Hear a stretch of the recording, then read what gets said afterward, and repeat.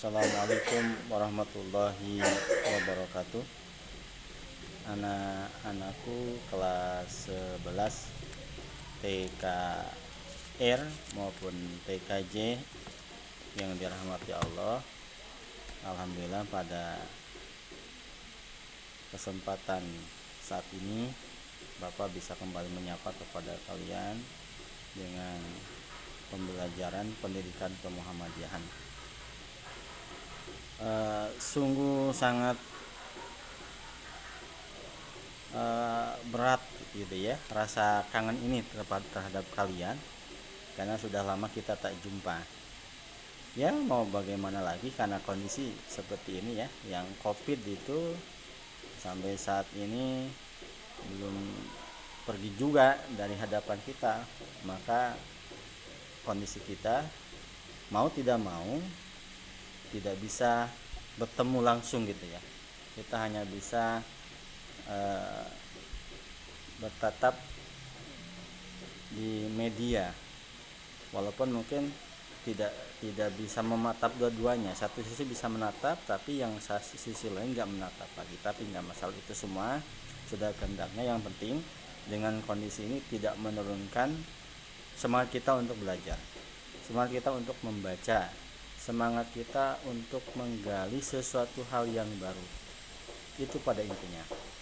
Baiklah anak-anakku, pada kesempatan saat ini untuk pelajaran kemuhammadiyahan ataupun pendidikan kemuhammadiyahan kelas 11 adalah kalian silahkan dibuka bab 2 ya. Silahkan buka bab 2. Di bab 2 ini adalah kita akan membahas tentang muqaddimah anggaran dasar Muhammadiyah. Nah, muqaddimah anggaran dasar Muhammadiyah itu, ini ada beberapa aspek yang kita akan bahas ya. Pertama, kita akan mempelajari ataupun akan kita membahas tentang sejarahnya dulu. Jadi tidak mungkin ada sesuatu itu kalau tidak ada sejarah ataupun asbab itu kan. Kalau di dalam Al-Qur'an, setiap ayat, setiap surat yang kemudian turun itu pasti ada sebabnya sehingga ayat ataupun surat itu turun. Begitu juga di dalam hadis, gitu kan? Hadis pun ada asbab wurudnya sehingga hadis itu bisa turun. Nah, kemudian dalam sejarah perumusan ini juga kenapa bisa sampai dirumuskan muqaddimah anggaran dasar Muhammadiyah ini. Nah, maka anak-anakku, yang melatar belakangi sehingga Muhammadiyah merumuskan anggaran dasar itu adalah ya, terdapat adanya beberapa faktor. Yang pertama, belum adanya kepastian rumusan tentang cita-cita dan dasar perjuangan Muhammadiyah.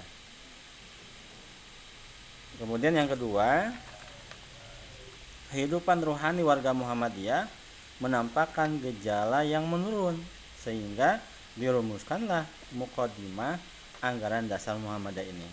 Sedangkan yang ketiga adalah semakin kuatnya pengaruh dari luar. Dan keempat adalah dorongan telah disusunnya preambul pembukaan Undang-Undang Dasar tahun 45. Nah, kemudian apa sih matannya? Matan itu apa, anak-anak? Ada yang tahu matan apa? Apa?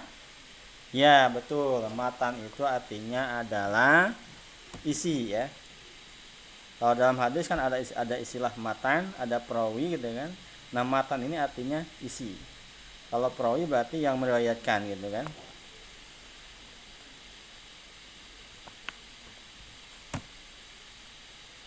Nah, matanya apa isinya? Ya, isinya daripada muqaddimah anggaran dasar Muhammadiyah ini adalah yang pertama dibacakan dulu surat Al-Fatihah ya. Semuanya sudah hafal kan Al-Fatihah? Kalau tidak hafal kebangetan ya. Anak SD saja bisa, anak TK aja bisa, masa kalian nggak bisa? Malu dong ya. Itu harus dihafal. Ya, yang pertama adalah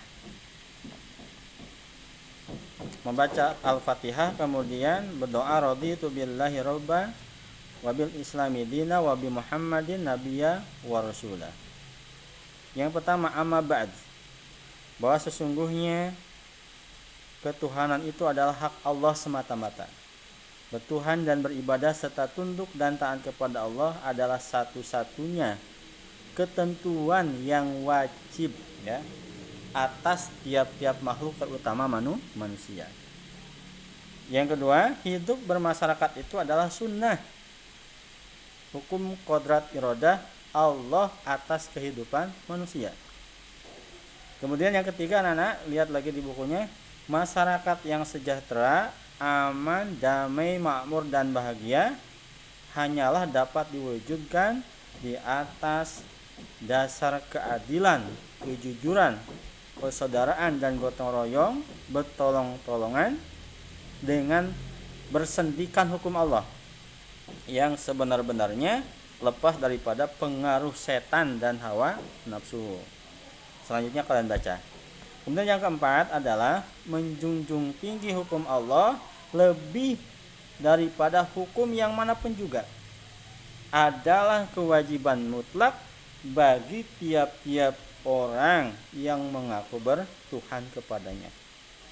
Selanjutnya kalian baca lagi. Kemudian yang kelima adalah syahdan untuk menciptakan masyarakat yang bahagia dan sentosa. Sebagai tersebut di atas itu, tiap-tiap orang, terutama umat Islam, umat yang percaya akan Allah dan hari kemudian, wajiblah mengikuti jejak sekalian nabi yang suci itu, beribadah kepada Allah dan berusaha segiat-giatnya mengumpulkan segala kekuatan dan mempergunakannya untuk menjelmakan masyarakat di dunia ini, ya, dengan niat yang murni, tulus dan ikhlas karena Allah semata-mata, dan hanya mengharapkan karunia Allah dan ridhonya belaka, serta mempunyai rasa tanggung jawab di hadirat Allah atas segala perbuatannya. Lagi pula harus bersabar dan bertawakal, bertabah hati menghadapi segala kesukaran atau kesulitan menimpa dirinya, atau rintangan yang menghalangi pekerjaannya, dengan penuh pengharapan akan pelindungan dan pertolongan Allah yang Maha Kuasa. Kemudian yang keenam, anak-anakku, kalian lihat di buku, adalah untuk melaksanakan terwujudnya masyarakat yang demikian itu, maka dengan berkat dan rahmat Allah dan didorong oleh firman Allah dalam Al-Quran surat Al-Imran ayat 3, ya. Surat Al-Imran itu ayat keberapa? Atau surat keberapa? Surat ke-104, betul, ya. Wa takum minkum ummati yad'una, bunyinya, ya. Wa takum minkum ummati yad'una ilal khair wa ya'muruna bil ma'ruf wa yanhauna 'anil munkar wa ulaika humul muflihun. Untuk artinya silakan kalian baca, ya.